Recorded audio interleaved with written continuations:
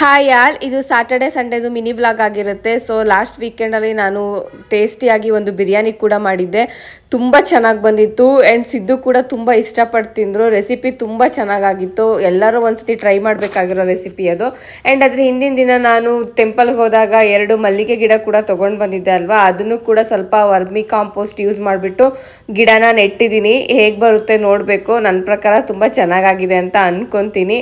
ಇನ್ನು ಬರೋದ್ರ ಮೇಲೆ ಬಿಟ್ಟಿರೋದು. ಆ್ಯಂಡ್ ಊಟ ಎಲ್ಲ ಮುಗಿಸಿದ್ಮೇಲೆ ಸ್ವಲ್ಪ ಮಡಕೆ ಪರ್ಚೇಸ್ ಮಾಡೋಣ ಅಂತ ಅಂದ್ಕೊಂಡ್ವಿ. ಈ ನಡುವೆ ಎಲ್ಲ ಕಡೆಯಿಂದನೂ ಕೇಳಿರೋ ಪ್ರಕಾರ ಮಡಕೆನಲ್ಲಿ ಕುಕ್ ಮಾಡಿ ಊಟ ಮಾಡಿದ್ರೆ 100% ನ್ಯೂಟ್ರಿಷನ್ ಸಿಗುತ್ತೆ ಅಂತ ಹೇಳ್ತಾರೆ ಅಲ್ವಾ.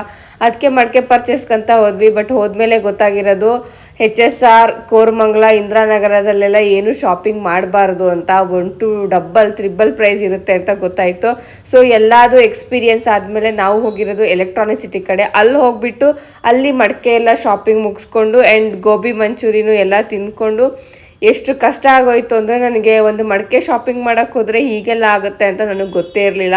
ಕೋರಮಂಗಲದಿಂದ ಶಾಪಿಂಗ್ ಸ್ಟಾರ್ಟ್ ಮಾಡಿರೋದು. ಮಡಿವಾಳ, HSR ಎಲ್ಲ ಮುಗಿಸ್ಬಿಟ್ಟು ಲಾಸ್ಟ್ವರೆಗೆ ತಮಿಳ್ನಾಡು ಬಾರ್ಡ್ರು ಚಂದಾಪುರ, ಆನೇಕಲ್ವರೆಗೂ ಹೋಗಿ ಬಂದಿದ್ದೀವಿ ಒಂದು ಮಡಕೆಗೋಸ್ಕರ. ಆ್ಯಂಡ್ ನಾನು ಏನೆಲ್ಲ ಶಾಪಿಂಗ್ ಮಾಡಿದ್ದೀನಿ ಅಥವಾ ನಾನು ಎಷ್ಟು ರೂಪಾಯಿ ಕೊಟ್ಬಿಟ್ಟು ತೊಗೊಂಡಿದ್ದೀನಿ ಅಥವಾ ಒಂದು ಮಡಕೆ ಪರ್ಚೇಸ್ ಮಾಡಬೇಕಾದ್ರೆ ಏನೆಲ್ಲ ಫಸ್ಟೇ ತಿಳ್ಕೊಬೇಕು, ಯಾವತ್ತು ತರಬೇಕು, ಎಷ್ಟು ತರಬೇಕು ಅನ್ನೋದು ಪೂರ್ತಿ ವಿಡಿಯೋನ ನಾನು ಯೂಟ್ಯೂಬ್ ಚಾನಲಲ್ಲಿ ಅಪ್ಲೋಡ್ ಕೂಡ ಮಾಡಿದ್ದೀನಿ. ವಾಚ್ ಮಾಡಿ.